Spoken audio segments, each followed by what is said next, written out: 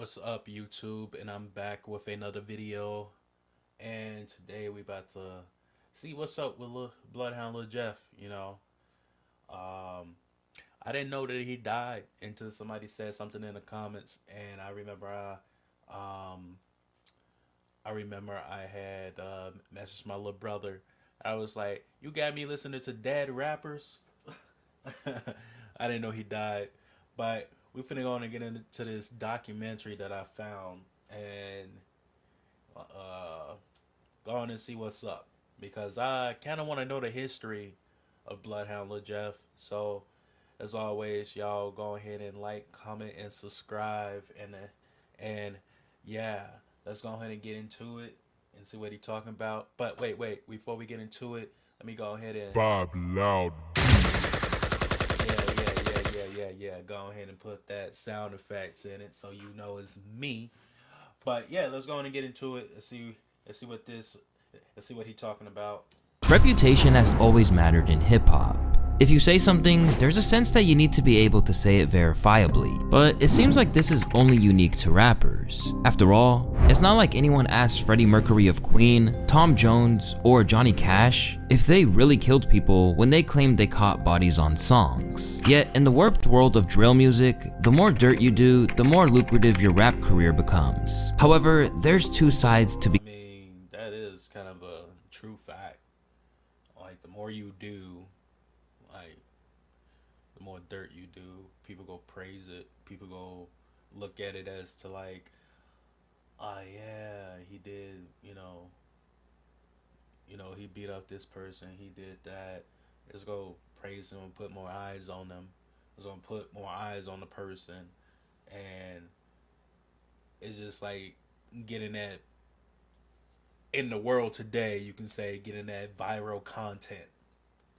Infamous. Because while it may bring you success in the short term, the notoriety of being a famous shooter makes you an even bigger target in the streets, and might mean that you aren't around to savor the work you put in to make your life better. And for this Chi-Town gangster, he was too far gone to ever be redeemed. It's your boy Luesta, and this is the horrifying story of Bloodhound Lil Jeff, the drill rapper who took out 11 people before passing on in just as violent a fashion himself. Raised by a single mother in Chi-Town, Jeffrey Harris never had it easy. In fact, he was almost capped inadvertently at the age. So that's his real name, Jerry Harris. Jeffrey Harris. I said Jerry. Jeffrey Harris.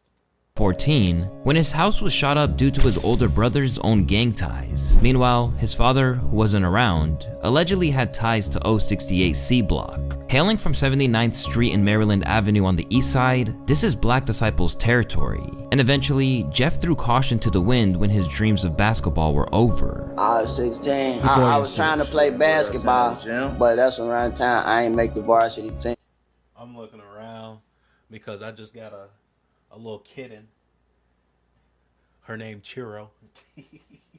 Come here. Come here. Come here. Come here, Chiro. Come here. Come here. Say hi to the people. Come here. She being stubborn right now. Come here. She just be roaming around, It's just Chiro, the little kitten. She bad right now, She bad. Little Chiro. You want to listen in and learn about Bloodhound Lil Jeff with me? So at 16 was when I was realizing this shit real. I don't know what the f I'm gonna do. Cause after that point, it's like once you don't make that team, it's over. Left with no direction, he soon found himself in the waiting arms of gang life. Founded in 2015 as an offshoot of gangs known as Braindead and Drill City 079, Lil Jeff swore allegiance to the Bloodhound crew when he hopped off the porch at the age of 18. Pitted against enemies like BKN, Trap City, 800, and the 8-Tray Mob among others, Jeff put the same level of dedication. Jeez, do they got those many enemies? Jesus Christ. Jesus Christ. Once gave to his Stop messing dreams with it. to Get 4 weeks free when you sign up for Uber One for students. We got ads. Dove, Man Plus Care, whole body DO protects you everywhere. Everywhere. Look at Churro. To terrorizing his ops. From his earliest days as an affiliate, he flagrantly waved guns, bragged about robberies, and insisted he wasn't scared of anyone. I'm gonna show y'all who just got his ass cooked. That nigga just found mad. He right there. It wasn't him, but it was his number. I'm gonna show y'all, look. First he had on. It's him right here. Ooh, I see his head. He ain't had none of it. She over here distracting me. Hopefully,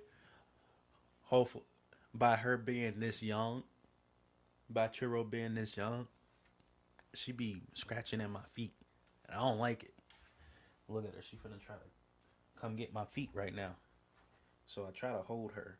But she still got those claws, you know. She still got those claws. We ain't about to declaw her. But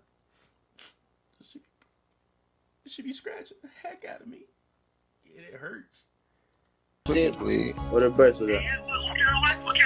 Man, look, we exposing this nigga, cuz his ass a Show that bitch. We got an AP already, Stone. I'm having my way in Chicago, Illinois. Now we got another rose. Hey man, get them people they shit back. Psych. Them they should never been trying to kick it down Atlanta Green. Churro, you know what? Hold on, y'all. I'll be right back. But she wanna scratch me and stuff. Let's go and get back to it. So, where we left off is seemed like Bloodhound Lil Jeff, they took somebody's chain or something like that. And I guess he decided to FaceTime his ops. That's it, $10. That cost him his whole hustle career. Everything he worked hard for, it cost lost all $10. However, in a world where some individuals do this without having any genuine commitment to the cause, this certainly wasn't the case with Lil Jeff. In fact, he didn't even seem to care if he got imprisoned, considering he literally attempted a drill on IG Live. Tell that bitch tweak.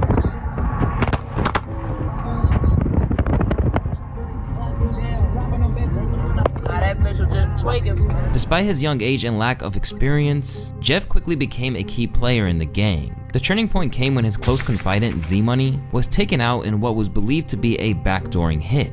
This killing shattered a decade-long truce between Bloodhound and Trap City, igniting an all-out war. For Jeff, this was a pivotal moment, the point where he officially declared open season on his enemies. I'm taking the killing school. Class start next week. You gotta at least have 2 bodies though. For I ain't coming with no. You ain't got shit. I can't work with no beginners for. You gotta at least have a 2. I'm gonna give y'all 2 minimum. Or 2. I'm gonna start at 2 minimum cause y'all know why I'm gonna start at 2 minimum. Now I'm just doing it for a tradition. I'm gonna start at 2 minimum, man. Bruh, it seems like he getting reckless. I don't know, man. I don't know. Seem like he getting reckless with it. But we go see. You gotta have a minimum of 2. No, anything. You gotta have 2. You gotta have a minimum of 2 of them bitches to come to school. You gonna sit your dumb ass in this seat and whatever I say, do it. If you do anything scary, bitch, I'm smoking. Within a matter of months, Jeff would allegedly rack up 10 bodies, even commemorating this grim milestone with a tattoo. Some of their identities are still debated, with names like Lil Gutta from Hit Squad, Clay and Crew from A-Tray, and a 33-year-old known as Black from the Evans Mob frequently mentioned by so-called Chiracologists. However, there are some that Jeff did his utmost to prove that he did, while stopping short of handing himself to the cops. First off, there was the murder of Trap City's Leal. In June of 2023, Leal got into a lift on the 1300 block of West Taylor in Little Italy when Bloodhound pulled up and unleashed gunfire, leaving him dead on arrival at the hospital. In the aftermath, the driver Robert Smith opened up about the Jeez. Bloodhound Lil Jeff is a savage. Bruh. horrendous attack. Smith says he hit the gas when someone standing outside of the car started shooting. He rushed going to the hospital where he was pronounced dead. Shippers are strapped for time and resources. They need effective tools to analyze data and identify opportunities in their network. Enter CapacID. dead. I was running stop signs and intersections to get away. So at one intersection, I had to stop because there was a car coming through, and then I turned to him and said, "Hey, I'm going to take you to the hospital." And he said, "Okay." Then the next time I stopped, I had to stop at a light because there was two cars coming through the intersection, so I couldn't run it immediately. And I looked back then, and he wasn't moving anymore. Although no arrests were officially made, Lil Jeff hopped online immediately to claim responsibility. Go ask my ops that Michael Drake put shit in park. Go ask my ops that Michael Drake, his ass ain't making fuck. Go ask my ops that Michael Drake, his ass ain't get out that car. You know that? I was right. Oh my god. This what I mean by rappers telling on themselves. This is how you do the time, you know? Like, I get it. Maybe he didn't do it. Maybe he did. I don't know. Maybe he's just happy that one of his ops is dead. But this is how you incriminate yourself, by using your social media and just putting a target on your head. You know that. And from there, he continued to antagonize his foes by reenacting the scene for his own amusement. Go, bitch, we sent shit up. When I ran up on that car, his ass looked up and he... While this brutal crime cemented his reputation, his most infamous act came on January 26th, 2024. That's diabolical. Like, he'll reenact a scene. Bro. The double murder of two high school students, who go by the name of Montario Monty Williams and Robert Lil Rob Boston, which were both members of rival gang BKN. Reportedly, the tensions were prompted by an attempted robbery that he escaped. Have someone ever tried to take like some of your belongings from you? Now listen, I ain't gonna lie. A nigga did run off on me before. I will tell you that. Niggas did what they did. What, he zeroed you on the move or something? Yeah, basically. That happens to the best of us, right? We done all been finessed. Yeah, his ass ran off and it wasn't about shit. We done all been finessed, bro. Just a little shit. That's what comes with the streets. Shit wasn't about nothing at all. I'm talking about at all. Believing BKN to be responsible, Lil Jeff swore to get his revenge. On that fateful day in 2024, Monty and Lil Rob were outside Innovations High School when masked assailants hopped out and let off shots. After they were both hit multiple times in the chest, Monty and Lil Rob died at 17 and 16 respectively. These killings shocked 17 and 16. Jeez, they young. And they in gangs? Whew. Jeez. I can only imagine. Chicago in terms of both the scale of the broad daylight assault and the age of the victims. Under this CTA elevated platform near Wabash and Washington in the Loop, where police say two teen boys, a 16 and 17-year-old, both students at Innovations High School, were shot and killed, fear piercing through the busy midday. We was supposed to get out of that from 12:50, and then they started shooting. They was like, can't nobody go in, can't nobody come out. It happened shortly before 12:30 this afternoon. Police say 6 students were walking out of the school after classes were dismissed when a car and SUV, both dark in color, pulled up. And a group of individuals exited said vehicles, fired multiple times, striking 2 of the teenage students of Innovations High School. But for Jeff, it was just another thing for him to boast. You know, see, that's what I mean. Like, there's a lot of black on black crime, man. We need to stop that. Like, you know, this is a side note. It's like we complain, like us being black community, we complain about cops killing us and all that stuff, but we going around killing each other.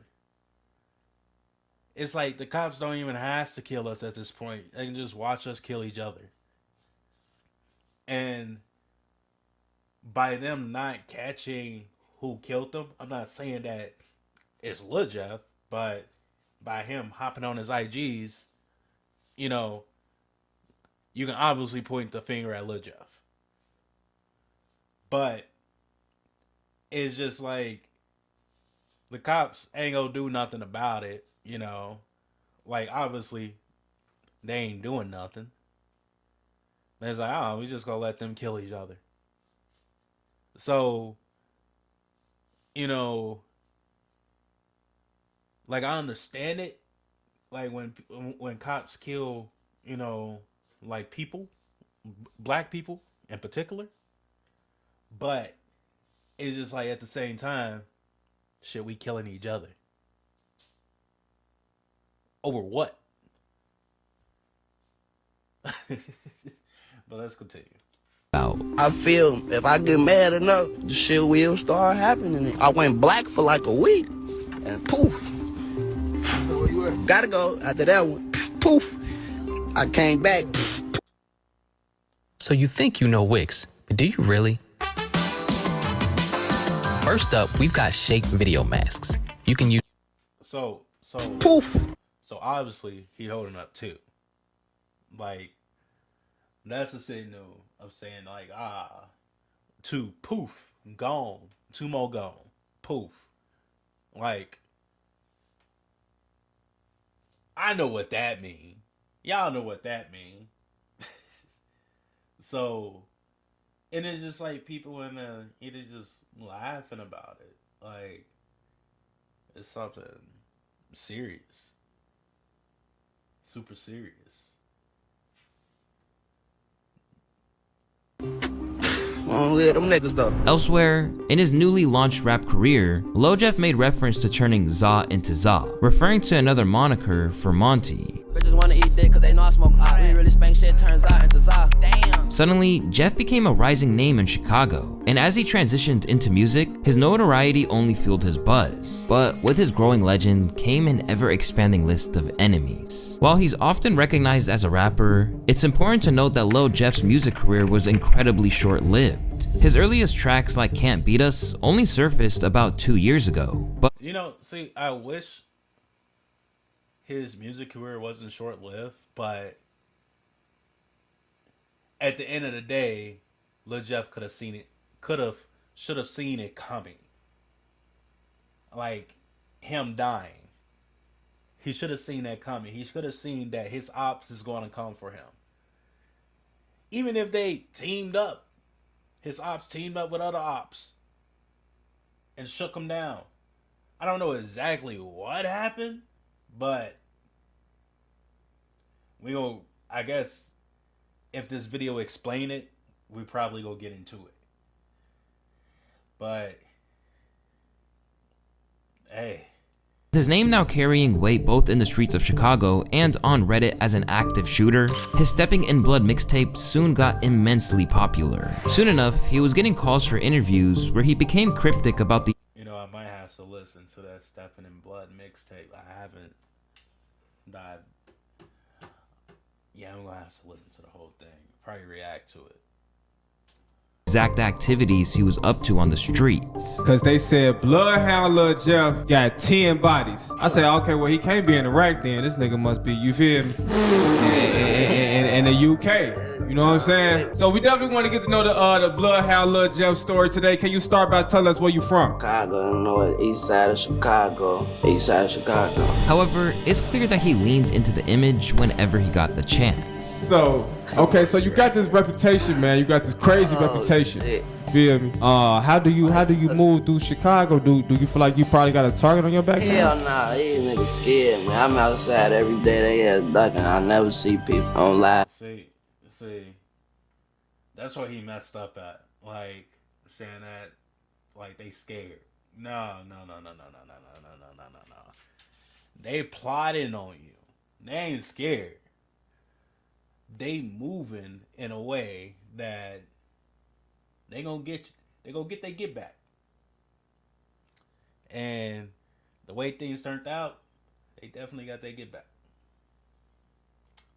So yeah, you can be all tough guy and all that stuff. That's cool and dandy, but obviously we know they got their get back, whoever they are. I don't know. I'm honestly, I live on a rock. I didn't know Bloodhound Lil Jeff until y'all started telling me to listen to him. Well, my brother at first, and then I started going down this rabbit hole because of y'all. But let's get back into it. my love, showing their ass where I'm at. We be outside every day. I be from everywhere you could think of. Soon, Lil Jeff's legend continued to expand, with speculation growing that he wasn't solely active in Chicago. In both his own music and that of his allies like Lil Scoom, there were lyrics hinting at him and Q50 operating as hitmen. It's wild. And then the even more crazy thing about Jeff and Q50 is that, you know, allegedly they were doing hits for money in another city. So there's a whole bunch of lyrics that they've got talking about, I'm in Milwaukee taking hits for hits for paper, doing hits for change. And only since my documentaries. So they was doing hits in other cities. Jeez. Out, there's been a new theory on Reddit that there's basically was a triple homicide in Milwaukee that people are saying, yo, this is the one where Jeff and Q50, they were paid to kill one guy and they ended up killing 3 guys. And then there's a bunch of lyrics where Jeff and Q50 have these little bars where they're talking about my first hit was a 2 for 1. I'm in Milwaukee doing hits for the change. My first hit wasn't a regular hit. It's actually crazy. These guys are taking it to a whole nother level, and you can tell that they idolize Von. As wild as it sounds, this theory was backed by Jeff appearing in Milwaukee rappers. That's crazy. I mean, Von was a straight savage. But it's just diabolical. They going to different cities doing hits. Jeez. Videos, along with artists like K-Rax paying tribute to him on Instagram. Free bears for life. Although he believed the city was beyond saving, Lil Jeff insisted that no matter how much success he gained as a rapper, Chicago was the only place for him as long as he had unfinished business. How can we make Chicago a better place? You can't. This shit f***ed up. Yeah, that's how. If you what you could do for now is just mind your business and just that's it. Just stay in your own lane. That's all you could do. But you know. Chicago, I disagree with him. There's some good in Chicago. There's some bad in Chicago. There's in every city or major city you can think of, there's some good and there's some bad. It just boils down to who the heck you have around you and what you trying to get yourself into. It's like, if we all come together as a community, and kind of do I wouldn't say necessarily the right thing, but it's just like, we shouldn't have to come together. It's like, oh my God, somebody's son died. Let's go ahead and go to the funeral. That shouldn't be the only time we should come together, When somebody's dad shot by the cops, dad shot because of some gang or whatever. We should be coming together, all the time. It just don't have to be like, you with this gang, I'm with this gang, and we finna just go, slide on you because you looked at my man's the wrong way, or you took my man's watch, or just some petty stuff, It's like,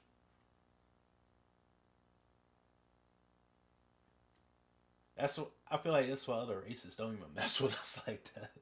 Like, to be honest with y'all, that's why other races don't mess with us, because it's like they just think we just up to no good.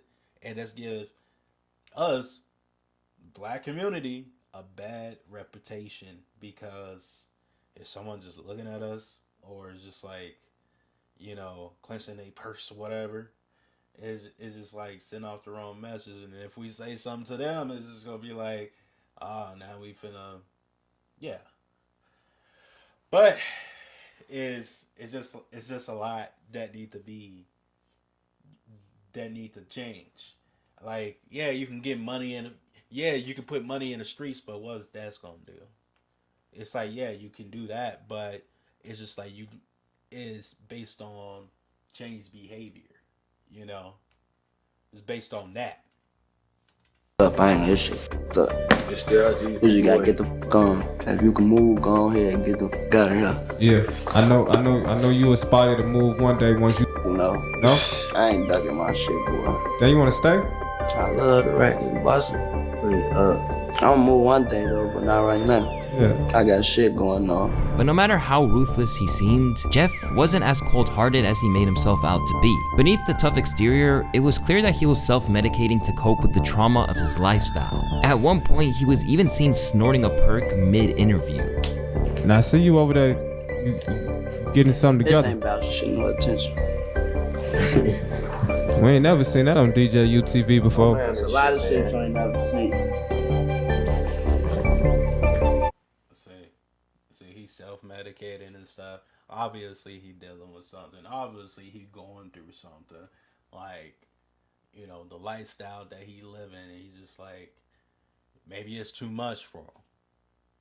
You know? But, you know, some people just too hard-headed to realize that. And be like, you know, this is the life that I live. This is the life that I'm going to continue living. And this is why I'm going to accept it. Like, if I give up now, people going to be thinking I'm soft. I want people to think I'm hard. And this is I guess this is a great presentation of, like, you know, wanting people to think, you know, that you hard and stuff like that by your actions and what you do. Seeing he was on the fast track to destruction, some interviewers, such as DJ U, attempted to advise him. But being young and reckless, he wasn't really trying to hear it. If a student graduates from this school, their future probably not looking too bright. Wait, what you trying to say? I'm saying there's only two places So they my can end up future being. not looking bright. I mean, I don't know if you See what graduate I'm from the school or saying? not. I don't know. It's like, man, just look, is my future looking bright or not? But I'm just saying, if you graduate from a killer school, He trying to say my shit ain't looking bright. no, you're a rapper, so your future looks very bright. But if a young man go to a killer school, you know, Become a rapper and have a bright future. See, there you go, bingo. Money and be wealthy. Exactly, he could do a lot. Listen, that shit come with more. Listen, there's a lot of shit behind the scenes that I can't tell you, and that's why I'm trying to skip questions, cause I can't come on. Trying to skip the question. Right. Get the fuck on from this shit. Besides, Lil Jeff had a pretty cynical outlook for someone who was barely... See, I feel like he was just trying to give him some advice or something like that. But, like I said, you can't give somebody advice if they don't want it. And he got very offensive by that. Which is, you know, I guess a good response. I mean, I'm going to say it's a good response, but it's like, that's the type of response that you would see from somebody that's like, what? Like, come on, man, what you talking about? But, you know, it's kind of like fighting the truth, you know, instead of trying to accept it. If that makes sense. Been old enough to drink. For one thing, he was scarily at peace with the prospect of his demise, but the alleged mass murderer claimed that if he did go down, there'd be vengeance. They say I'm dead, tell them to get back. Oh no, they still finna go spin for me though. They still finna spin for me. That boy hell got caught in rap, yeah or not. Folks say he still finna go spin for me. Whoever did that to me, we spinning on y'all that. Throwing away souls like dirty napkins is crazy. Talking in pre-death is wild. At least he was prepared to go. Clearly, Bloodhound Lil Jeff wasn't scared of going down in a blaze of infamy. In fact, it appeared that he felt there was no way around it once you entered that life. In this sense, Jeff shared the same mindset as one of his rap idols, King Von. Somebody kill somebody, everybody got family, somebody relate to him or somebody cool him, you kill him. Now everybody that he was close with is trying to kill you. It's a never ending, or they gonna kill, let's kill somebody close to him. Right. Hey, how does that end? How y'all stop that? It don't stop. It's to everybody, all the people that playing the game. I mean, that is a true statement that he's saying, that King Von is saying. Like, it's a never ending story. Let's say, for example, somebody killed my brother. It's like, all right, cool. I'm finna kill you. And then now, your brother is coming after me. And then he killed me. And then my other brother, he about to kill the person that killed me. And then it's going to be a never ending cycle. It's just going to be a never ending cycle.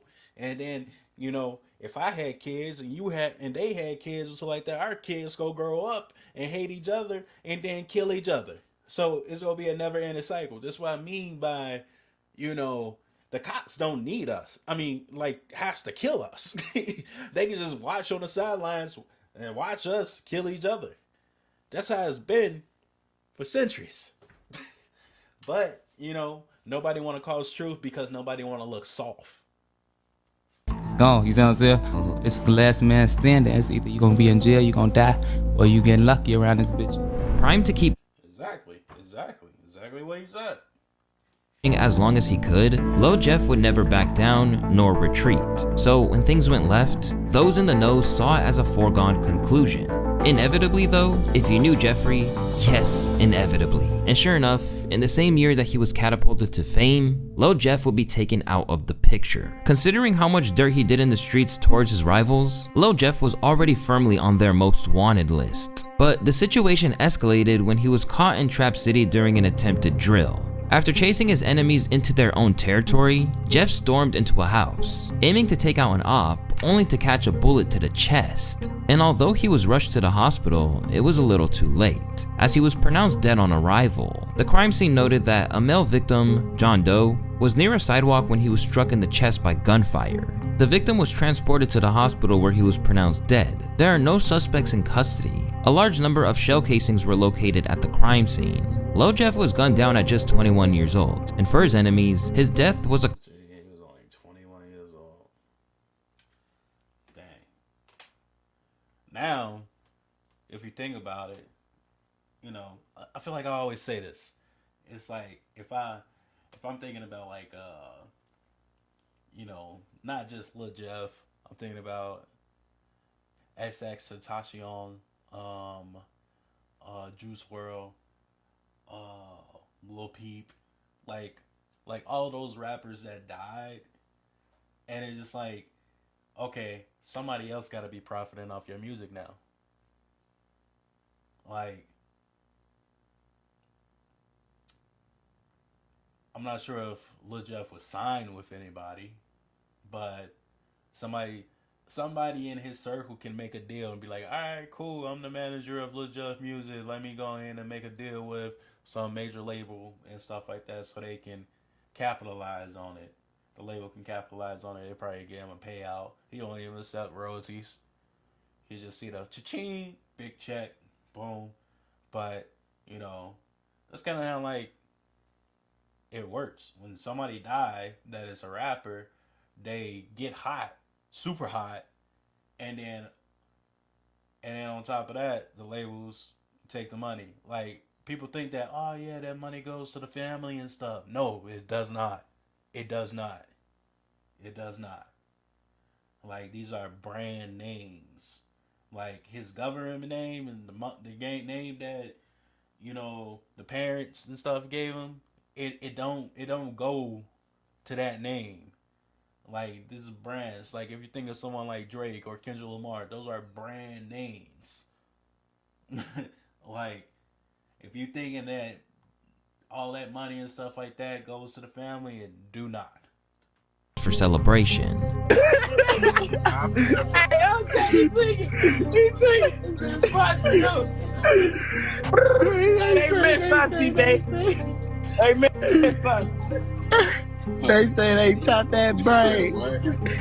Hey, twig it. Hey, overfed. What you on? Can't eat this shit. Yeah, man. I ain't gonna lie to you. Oh, yo. I gave you that. Hold on. I gave you that. You know, what's up with everybody going on IG Live and just talking about what they did? I don't understand it. It's like, you telling on yourself right there. You're incriminating yourself. Like, you know what I'm about to say next? Man, I get what women saying. I get what women say now. That dudes talk more than the girls. Like, Jesus Christ.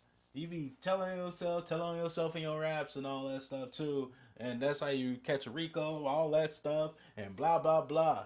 You just talk too much. You need to learn how to sit down.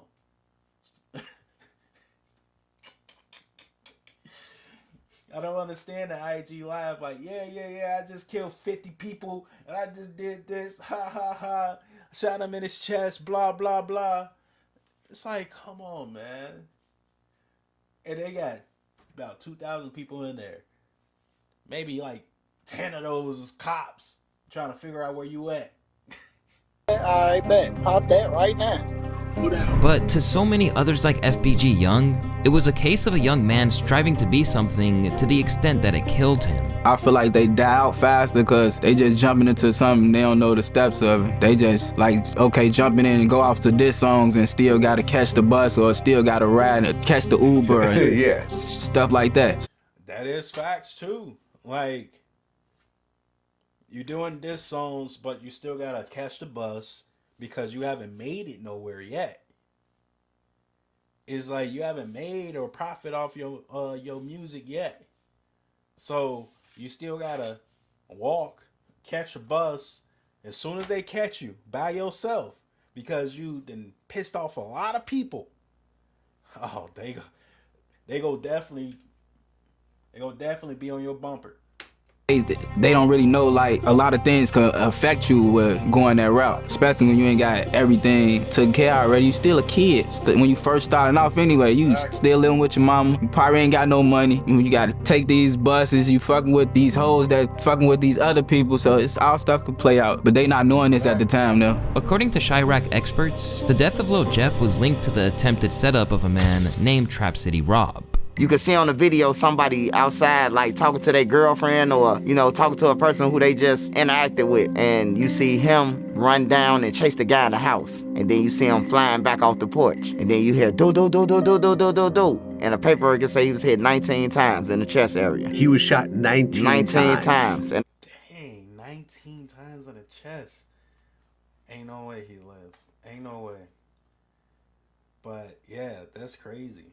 That's diabolical. So I think they grabbed Rob for the murder because it's overkill. It ain't self-defense 19 times. Clearly see on camera that 4 dudes is waiting outside basically to ambush them. Like, I don't think he should be in jail, but I gotta see the video. I haven't seen the full video. Like, I definitely need to see this video. It gotta be on YouTube somewhere.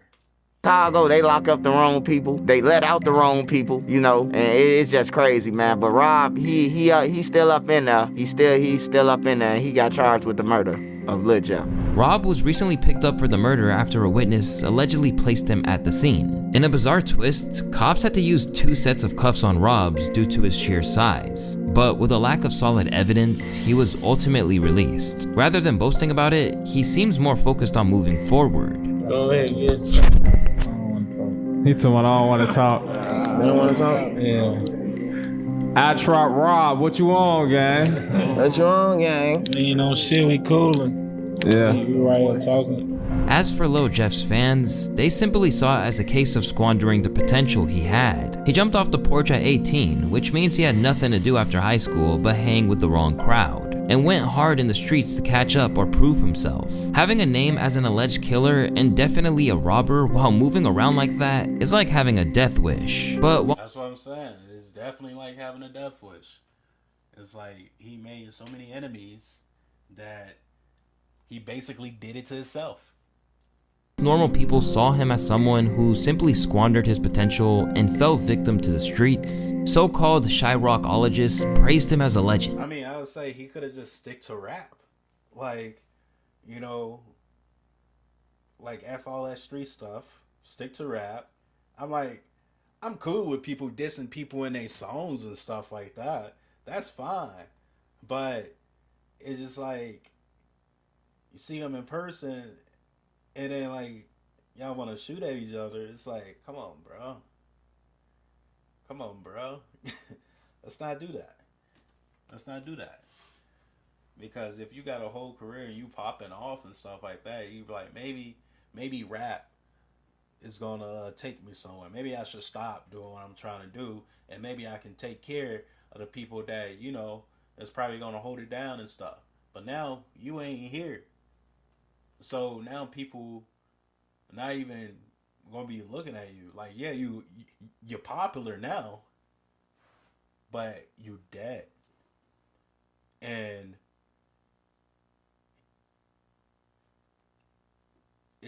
it's like, yeah, it's R.I.P. Lil Jeff, but at the same time, it's like you can say that, okay, he did it to himself.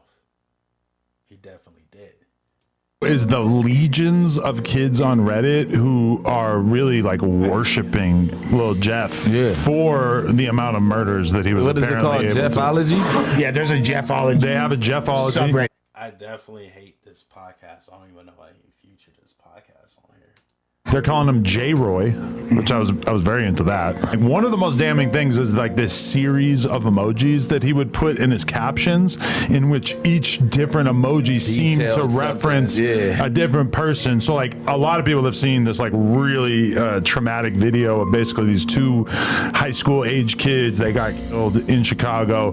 It's been alleged that Lil Jeff was the one who took them out. As for his homies, the world essentially stopped. In a tribute post, Lil Scoom89 couldn't believe what happened to his fallen brother, saying, "I love you. I'ma be with you real soon." A talented rapper in his own right, Scoom had big plans for life beyond the Shy. Where you want to be at age 33? Somewhere in Europe in a big ass crib with my wife and kids. So not worrying about shit. My first goal now is get away from him for period point blank. Like I already don't be in this month. Like what's the point of living here for? Shit, I wanna have kids, gang. I ain't gonna lie, folks. I don't get no how tough you is on my dead cousin grave. What a real nigga scared of death and fucking jail. My cousin grave, don't let no nigga tell you they not scared of that shit.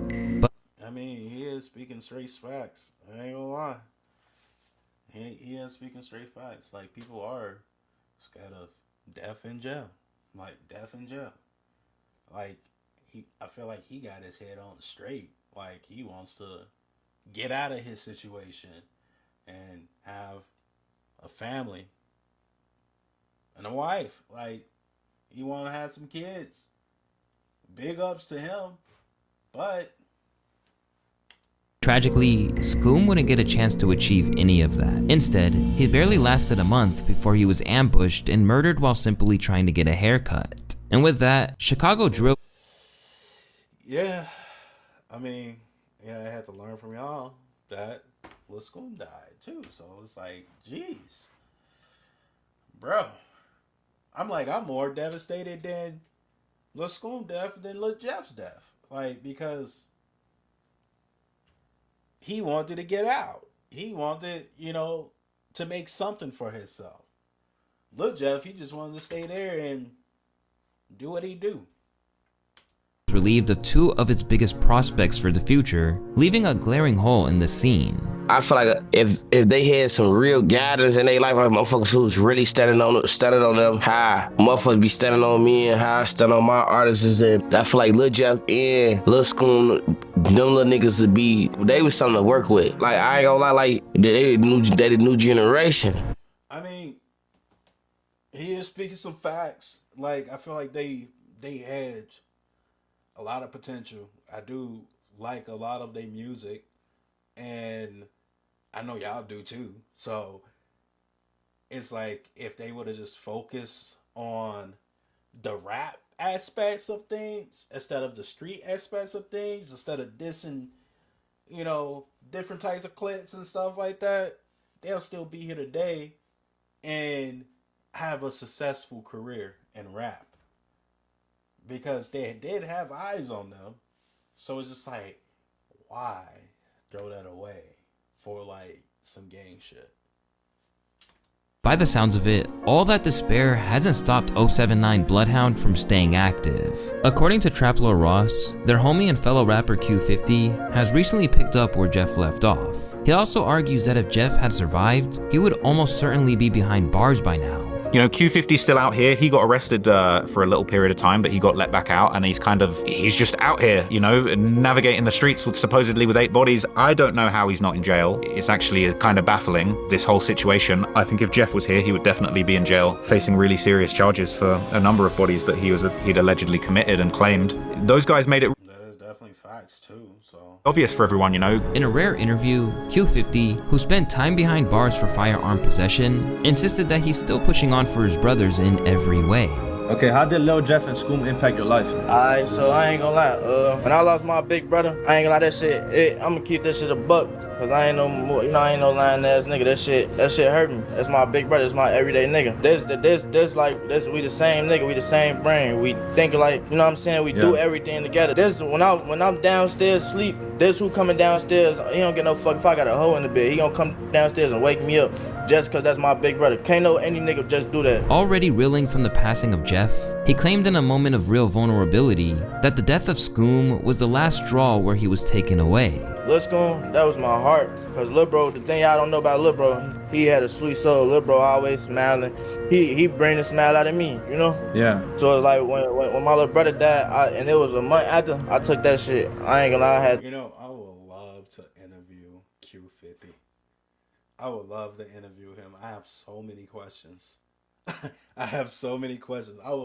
Hey, Q50, if you ever listen to one of my reaction videos or something like that, I would love to just interview you, sit down with you, interview you, so like that. Maybe try to get a song or two out of you. You know, no, I'm joking, but yeah, I love to interview him. I feel like, you know, I ain't gonna get into that right now. Take a minute, like, you know what I'm saying? My big brothers, they had ended up just putting me where, like, not no hospital, nothing. They just put me in a different spot so I could get my man straight and don't move off promotion. Later, he revealed that the loss of Philly's YBC. You know, the dude that was, like, he was interviewing, I feel like the dude that was interviewing him on that stream, I feel like he don't even understand or comprehend, like, you know, what's going on, you know. Effect. Or what he's saying. You know, it's just like, it's kind of like picking the right interview to go to. You know, you got to pick the right ones to go to, the people that kind of understand you, because you just can't hop on any stream and be like, oh, he don't even know me.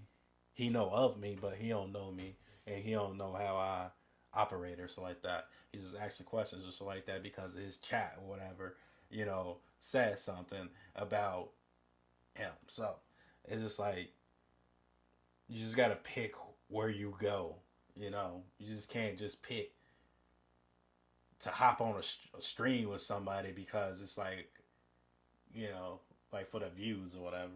But again, I don't even know that streamer, but he just seemed a little bit lost in the conversation or something. As well. He doing this shit genuinely. He didn't want to fade out of nothing. Folks, I ain't like, we barely, when me and Dude get on the phone, we barely even talk about music. It's about how I'm doing right now. That's fine. How I'm holding up. If I need anything, long live my nigga. In a surreal moment which depicts where we're at with drill, YBC Duel was also a collaborator of Lil Jeff and Scooms on the track Long Live Jeffrey Dahmer. Now 7 months on from those visuals going live on YouTube, every single one of these artists has passed on. With the story of Lil Jeff, you see where the worlds of rap and the streets get far too entangled. These days, the more real life dirt you've done, the more it boosts your career. And for Chicago OGs like Tay Savage, who can see how much havoc it's wreaking, hip-hop needs to move on from that era of IG live taunting and dead op dissing. That's telling. Yeah, it definitely needs to move away from that and just, you know, like if you're getting big in rap or something like that, stick to that. But if you're just gonna be on some gang stuff, it's like, why even do rap if you just go stick to that, you know? So it's like you gotta pick between the two. But I know rap and stuff like that go hand in hand. But we live in a generation that, like, you don't gotta be hard to be a rapper. Like, you know, you don't gotta be the hardest or something like that. I'm like, you can be soft and be a rapper. Like, I mean, I seen a lot of people that's doing very well, rapping about nerd stuff, rapping about anime stuff, rapping about, you know, just about pretty much anything. Before I was talking about telling us telling. Like Try snitching, you telling on yourself. But it's not really okay. You selling your soul, trying to hope a label gonna catch you or something. Like, alright, now it's cool. Like, okay, I can get you probably, like you say, it's art. So I can get you maybe, alright, it's this little stigma right here. Let me play on that. But when you talking about real work and you saying like shit that's open, I'm talking about like shit that, come on, bro. I get you need some type, like a certain type of image to be the type of rapper that trying to be or whatever. But that's telling. You doing all that police shit, all that. That's telling. But when you just on that motherfucker, just straight out, oh yeah, we did that. We smoked cause yeah, nah, that shit goofy. I ain't gonna lie. Because yeah, it is goofy because you, like I said before, you telling on yourself. So you incriminating yourself, and it's making it easy for the cops to come get you. And then when they come knocking on your door, you gonna be like, "Oh man, why y'all here? I ain't even do nothing," or something like that. They be like, "Okay, we saw your IG live, so we gonna take you down to the station." And you wanna fight and tussle with them and be like, "Nah, man, y'all ain't gonna take me. I ain't do nothing." But you just said it all in your songs. You said it all on IG. You so it's just like the evidence is there. That becomes Even if you didn't do it, the evidence is there. in place, it'll no longer yield the same kind of star-making quality, and so they'll always have to up the ante, and that is a terrifying thought. And there's gonna be another motherfucker that's gonna want to beat Lil Jeff. Yeah. So he gonna be like, okay, damn, Lil Jeff snorted that on there. What can I do?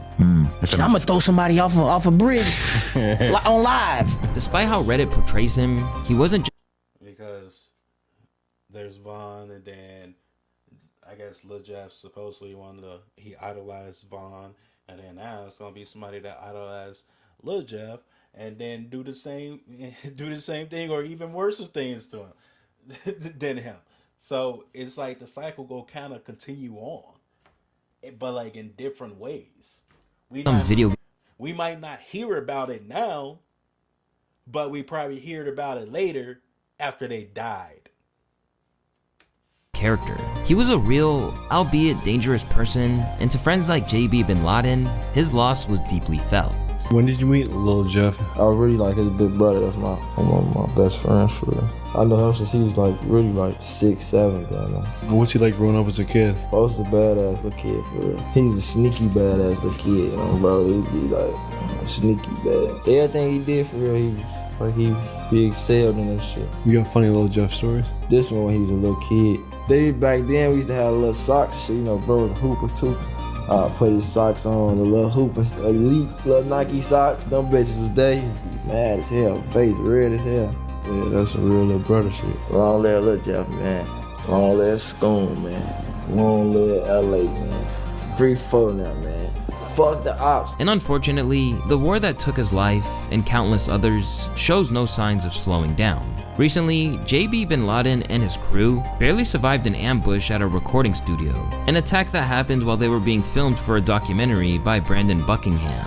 These are the final moments I filmed before we exited the recording studio, and were met by 6 masked gunmen who emptied over 60 rounds at us at close range, injuring 4 people. The shooting happened right outside of studios. As a matter of fact, I want you to come take a look at this. One of the bullets pierced this door, and that's not the only one. We found a shell casing on the sidewalk, the same sidewalk where 4 men were shot. And in the process, a cameraman was struck in the jugular with a bullet, narrowly escaping. Well, there's blood all over me. Did I get hit? Or is that my hand? Did I get hit? Oh fuck, did I get hit? Did I get hit? Oh, I got hit. With promises of new posthumous music from Bloodhound Lil Jeff in the works, it's clear that his legacy will live on. But he could have been so much more. Not to mention that if he never got caught up in this life, as many as 11 others might still be alive too.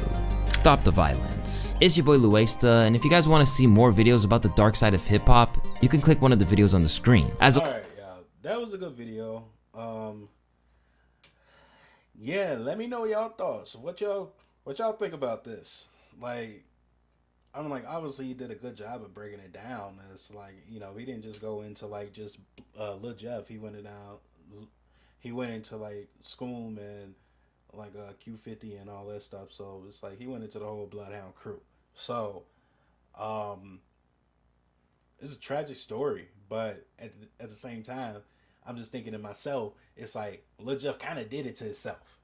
And now it's like Q50 is off doing better things, but it's like still, you know, still keeping Lil Jeff in spirits in a way, which is a good thing, but also keeping Schoom in spirits as well. Man, dang, I'm still upset that Schoom died. Like, RIP to both of them. They both dope rappers. Like all of them good. Like if they was alive today, you know, something I say is like, you know, just keep going, get out of the streets, and focus on the music. like I hope, you know, since it says Q50 now, I believe. I just hope he just stick to rap and stay out of the streets and just do that. Because it's like me just thinking it's like, okay, these people probably go come for him or still probably searching for him or something like that. Like, is Q50 still alive? I don't know. No, yeah, he's still alive because he just did a song with BAKJ. Yeah, he just did a song with BAKJ.